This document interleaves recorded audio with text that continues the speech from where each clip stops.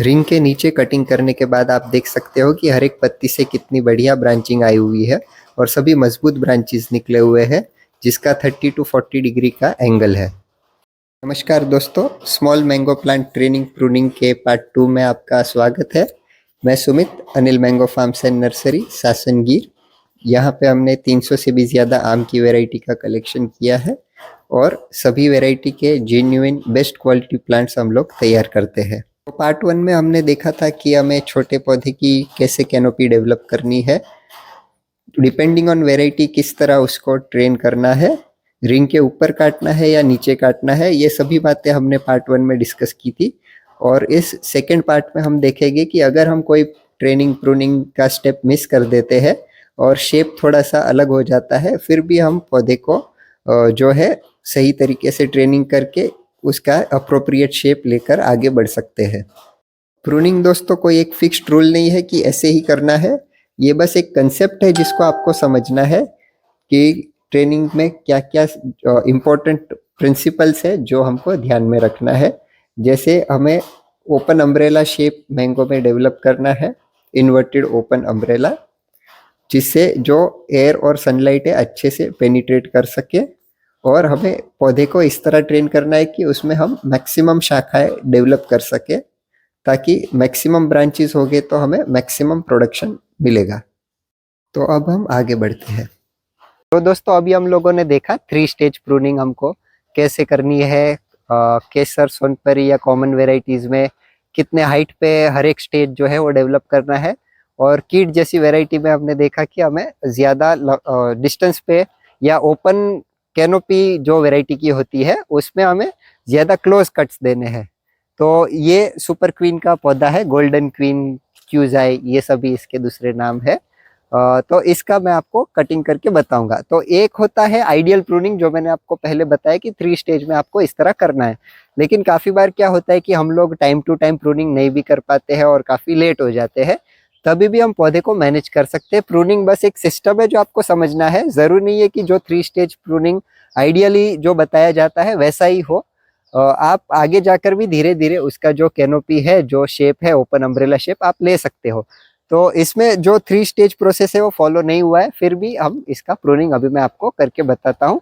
आप इसमें देख सकते हैं ऑलरेडी कैनोपी काफ़ी अच्छी डेवलप हो रही है। तो ये 2 साल का पौधा है, इसको लगाने के बाद 2 साल कंप्लीट हुए हैं।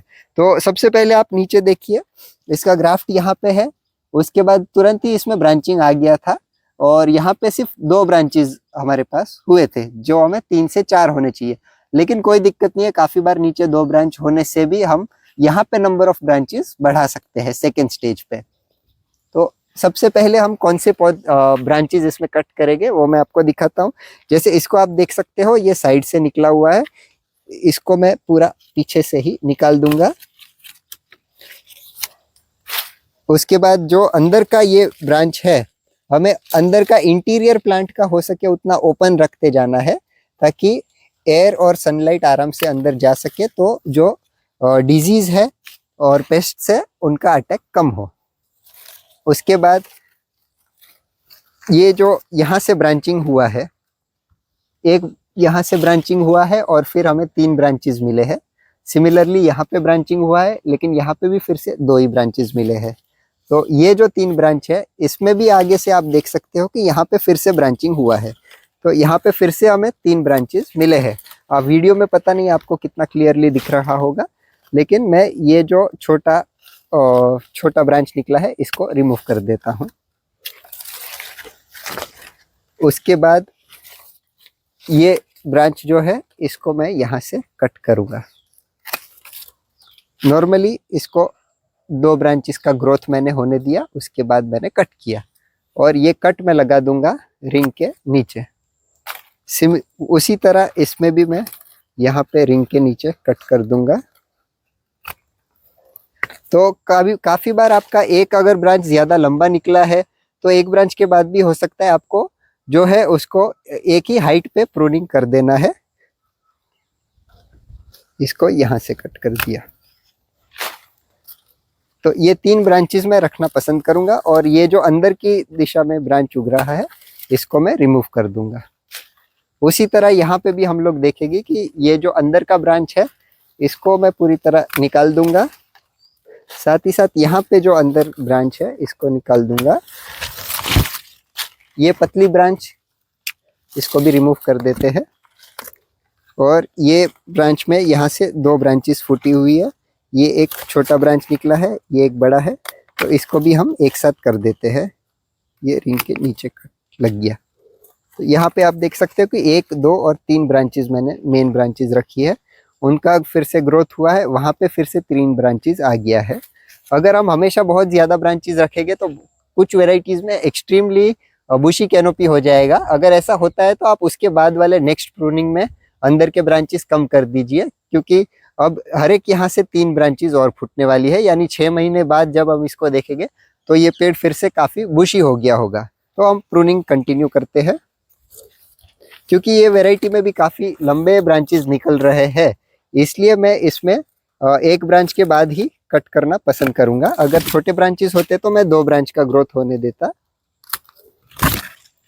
और यहाँ पे हम देख सकते हैं कि 4 ब्रांचेस निकले हुए हैं, इसलिए मैं 3 रहने दूंगा और जो अंदर का है उसको निकाल देंगे। उसी तरह यहाँ पे ये दोनों ब्रांचेस काफ़ी क्लोज है, तो इसको एक को निकाल देते हैं कम्प्लीटली और ये 2 ब्रांचेस को हम सिलेक्ट करते हैं।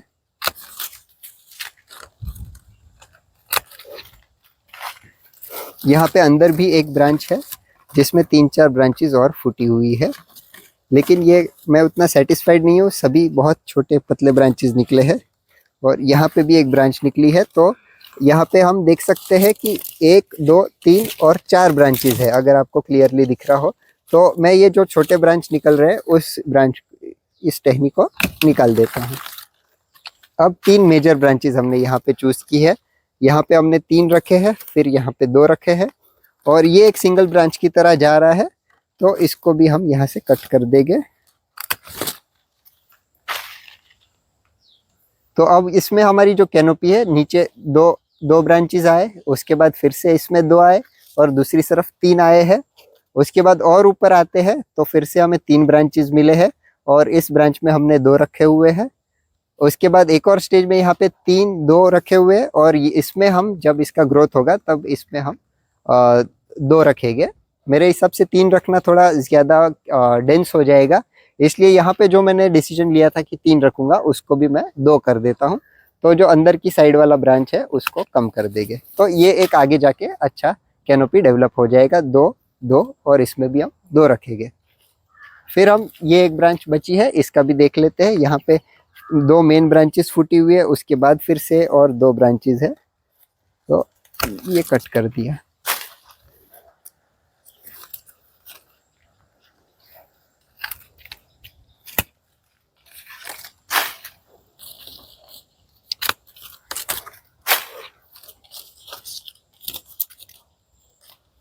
प्रूनिंग करते वक्त दोस्तों आपको पौधे का जो सिमेट्री है वो मेंटेन करके रखना है। जब आपका प्रूनिंग हो जाए तो पौधे एक ही हाइट में दिखना चाहिए, उसका जो पूरा शेप है वो शेप आपका मेंटेन होना चाहिए।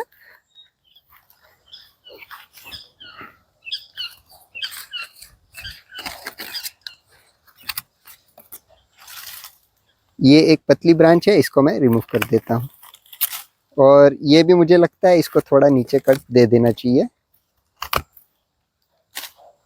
तो यहाँ पे आप देख सकते हो इसका प्रूनिंग कंप्लीट हो गया है।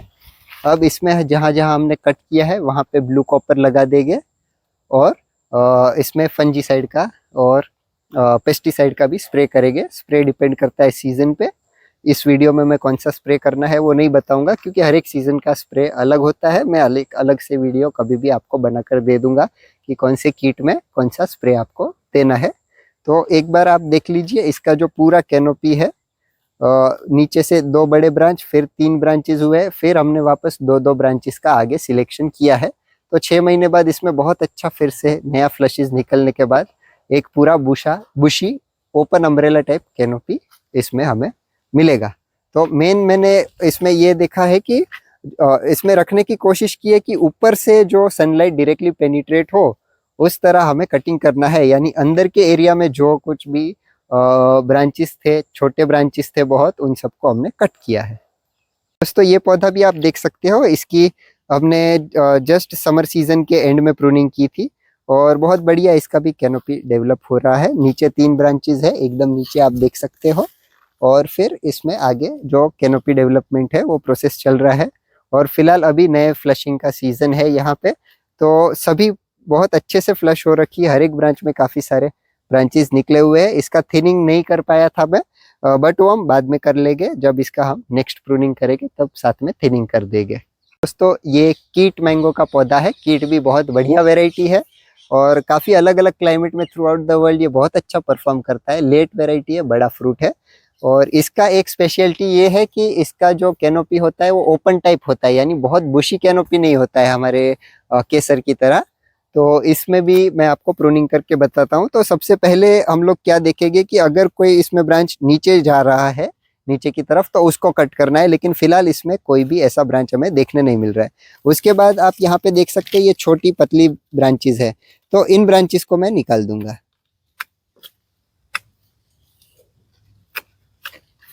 इसको एकदम करीब से निकालेंगे।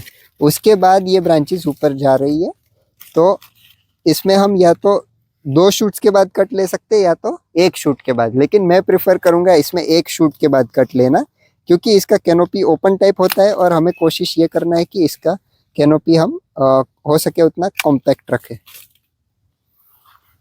यहाँ पे भी मैं ये छोटी ब्रांच का कटिंग कर दूंगा और अंदर कैनोपी के अंदर साइड में जितनी ब्रांचेस है उनको कट करेंगे। यहाँ से आप देखिए, यहाँ पे ये छोटी ब्रांचेस फिर से मैं निकाल दूंगा। तो अंदर की काफी सारी ब्रांचेस निकल गई है, यहाँ पे भी है, ये सबको मैंने निकाल दिया। उसके बाद ये 3 मेजर ब्रांचेस को हमने रखा है और इसमें भी रिंग के बाद हम कटिंग कर देंगे।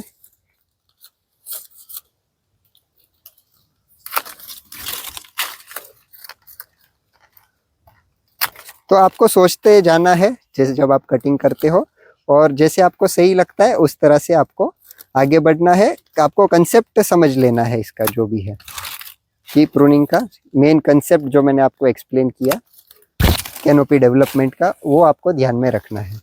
तो यहाँ पे भी आप देख सकते हो कि यहाँ पे पिछली प्रूनिंग करने के बाद फिर से 3 ब्रांचेस निकले हुए। इसको भी मैं फिर से कट करूंगा। फिर कभी हमें लगता है कि कैनोपी ज़्यादा बुशी हो रही है, क्योंकि पहले 3 साल हम ट्रेनिंग दे रहे हैं, प्रोडक्शन नहीं ले रहे हैं, तो आप उसमें थोड़े बहुत चेंजेस कर सकते हो, कहीं पे ब्रांचेस कम कर सकते हो। लेकिन आप पहले से ही बहुत ज़्यादा कम ब्रांचेस रखते हो तो आगे जाकर आपके पास ऑप्शंस बहुत लिमिटेड रहते हैं। इसलिए मैं काफ़ी बार प्रेफर करता हूँ कि इनिशियली छोटे पेड़ में थोड़े ज़्यादा ब्रांचेस रखूँ, फिर आगे जाकर कम कर देता हूँ। दोस्तों काफ़ी बार हमें कुछ पौधों में मालफॉर्मेशन देखने मिलता है, तो यहाँ पे आप देख सकते हैं कि इसमें मालफॉर्मेशन की शुरुआत हो रही है ये ब्रांच में। दूसरी सभी ब्रांचेज हेल्दी है, बट इसमें थोड़ा सा प्रॉब्लम दिख रहा है, इसलिए मैं अभी इसको कट नहीं करूँगा।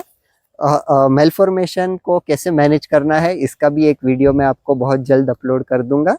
लेकिन जब आप प्रूनिंग कर रहे हो उसके पहले आप ये भी केयर ले सकते हो कि प्रूनिंग से पहले सभी मालफॉर्मेशन वाले पौधे, सभी मालफॉर्मेशन वाले ब्रांचेस को आप मदर प्लांट से या आपके प्रोडक्शन प्लांट से निकाल दीजिए, उनका कटिंग पहले कर दीजिए और फिर आप जो अच्छे टहनी का प्रूनिंग है वो कीजिए। क्योंकि क्या होता है कि अगर आप अच्छे सिकेटियर लेकर खराब टहनी कट करोगे और फिर उससे वापस जो हेल्दी टहनी है उसको कट करोगे, तो ये डिजीज जो है स्प्रेड होगा। तो ये स्प्रेड ना हो इसलिए हम लोग इस तरह के खराब डिजीज जो ब्रांचेस होते हैं, जब हम डिजीज ब्रांच का कटिंग करते हैं तो सिर्फ डिजीज ब्रांच का कटिंग करेंगे, जब हेल्दी ब्रांच का कटिंग करते हैं तो सिर्फ हेल्दी ब्रांच का कटिंग करेंगे। तो इसको भी मैं, ये जो ब्रांच है इसको मैं रिजेक्ट कर दूंगा। फिर भी आप देख सकते हो कि हमारे पास इनिशियली 3 ब्रांचेस थे, उनको हमने आगे जाने दिया, उसके बाद हमने सभी जगह 2 से 3 ब्रांचेस रखे हुए हैं। क्योंकि कीट ओपन कैनोपी है इसलिए मैंने प्रिफर किया है कि जहाँ पे पॉसिबल था मैंने 3 ब्रांचेस उनको रखे हुए हैं। आगे जाकर शायद मैं इनको 2 भी कर दूं, बट फिलहाल मैंने 3 रखे हुए हैं क्योंकि मुझे हो सके उतना इसको बुशी कैनोपी इसका बनाना है। तो दोस्तों जब जब आप प्रूनिंग करते हो तो आफ्टर केयर पौधे का बहुत ज़रूरी है। जैसे हम कटिंग करने के बाद तुरंत कॉपर ऑक्सीक्लोराइड लगा देते हैं, और अगर ज़रूरत है तो हम फंजीसाइड और पेस्टिसाइड का स्प्रे भी इसमें करते हैं। जैसे बारिश का मौसम है तो इस टाइम पे काफ़ी बार स्प्रे करना ज़रूरी होता है। जब इसमें नए फ्लशेस निकलेंगे, नए टेंडर लीफ निकलेंगे, तो उसको डैमेज करने के लिए काफ़ी सारे पेस्ट आते हैं, तो उस टाइम पे आपको स्प्रे करना बहुत ज़्यादा ज़रूरी होता है। और साथ ही साथ इसको फर्टिलाइज़र भी दीजिए। नॉर्मली मैं फ़िलहाल केमिकल फर्टिलाइज़र का रिकमेंड नहीं करूँगा, बट एक सिर्फ बेसिक आप इसमें जो है इसका स्टेम के आसपास एक गोल रिंग बनाकर उसमें आप जो पुरानी देसी खाद है वो आप इसमें भर दीजिए। साथ ही साथ नीम केक और कैस्टर केक, ये दोनों आप 150 से 200 ग्राम, 150 ग्राम नीम केक और 150 ग्राम कैस्टर केक, ये दोनों का मिश्रण आप इसमें रिंग में भर सकते हो। और साथ ही साथ अगर आपका 1 से 2 साल का पौधा है तो अराउंड 4 से 5 किलो आप पुरानी देसी खाद भी डाल सकते हो। फ्रेश खाद यूज़ नहीं करनी है क्योंकि उसमें काफ़ी बार रूट में फंगस लगता है। और जो आप रिंग बनाओगे उसको स्टेम से कम आधा फीट दूर या 1 फीट दूर रिंग बनानी है। आपको कैनोपी देखनी है, कैनोपी जहाँ पे ख़त्म हो रही है वहाँ पे आपको रिंग बनाकर इसमें खाद देनी है। बाकी काफ़ी लोग इसमें केमिकल फर्टिलाइजर्स भी देते हैं। फिलहाल मैं रिकमेंड नहीं करूँगा। अगर आप चाहते हैं तो आप केमिकल फर्टिलाइज़र दे सकते हो, लेकिन उसकी सही मात्रा में आपको देना चाहिए। सॉइल रिपोर्ट देखकर फिर आपको डिसाइड करना चाहिए कि कितना फर्टिलाइज़र कौन सा देना है, एनपीके या जो भी है। कोई साल में कभी-कभी आप माइक्रो न्यूट्रिएंट का स्प्रे भी कर सकते हो, लेकिन क्योंकि ये वीडियो प्रूनिंग से रिलेटेड है इसलिए मैं फर्टिलाइज़र में ज़्यादा फोकस फिलहाल इस वीडियो के लिए नहीं करूँगा। दोस्तों, मैंने आपसे कहा था कि इन्वर्टेड अम्ब्रेला के सिवाय भी मैंगो ट्रेनिंग सिस्टम होती है, और दूसरे देशों में अलग-अलग क्लाइमेटिक चैलेंजेस के सामने किसानों ने या एग्रीकल्चर यूनिवर्सिटीज़ ने क्या सिस्टम्स डेवलप किए हैं, इसके बारे में मैं आपको बताऊंगा। जैसे इन्वर्टेड अम्ब्रेला हम इंडिया में काफ़ी बार हाई डेंसिटी में ये ट्रेनिंग का इस्तेमाल करते हैं, लेकिन इसके सिवाय एक वेज टाइप ट्रेनिंग और एस्पेलियर ट्रेनिंग भी होता है। दोस्तों, तो वेज फॉर्म ट्रेनिंग जो होता है उसमें प्रूनिंग और ब्रांच बेंडिंग ये दोनों को इस्तेमाल किया जाता है। ब्रांचेस को भी ये लोग बेंड करते हैं। ये टेक्निक मैंने देखा था जापान में, जब हम मियाज़ाकी मैंगो फार्म्स विजिट करने गए थे, तब वहाँ के काफ़ी सारे पेड़ में बेंडिंग एंड प्रूनिंग का टेक्निक यूज़ किया गया था। इसका मेन रीज़न ये था कि वो ग्रीन हाउस में कंट्रोल्ड एनवायरनमेंट में आम की खेती कर रहे थे। तो अगर इस केस में आम का पेड़ बहुत बड़ा होगा तो ग्रीन हाउस की भी हाइट बहुत ज़्यादा रखनी पड़ेगी, जिसकी वजह से ओवरऑल कॉस्ट बहुत ज़्यादा आएगा। क्योंकि बाहर 0 डिग्री हो फिर भी अंदर वो 25 डिग्री मेंटेन करते थे, तो स्ट्रक्चर जितना ज़्यादा बड़ा होगा उतना ज़्यादा टेम्परेचर को कंट्रोल करना मुश्किल होगा। तो वहाँ पे हमने देखा था कि 15-16 साल के पौधे की भी हाइट सिर्फ 5-6 फीट ही थी। अगर हम स्टेम देखें तो एकदम मोटा स्टेम था, लेकिन उसकी हाइट बहुत कम थी। तो इसमें उन्होंने बेंडिंग एंड ट्रेनिंग का इस्तेमाल किया था। दोस्तों, बेंडिंग एंड ट्रेनिंग काफ़ी हाईली स्किलफुल टास्क होता है और ये सभी जगह यूज़ नहीं किया जाता है। इसमें आप देख सकते हो ये 18 साल का पेड़ था। इसका स्टेम काफ़ी मोटा है लेकिन पेड़ की हाइट बहुत कम थी। जो भी ब्रांचेस है वो सभी नीचे है और ऊपर सभी आम लगे हुए हैं। तो इसमें जो पेड़ की कैनोपी होती है उसको साइडवेज में स्प्रेड करते हैं।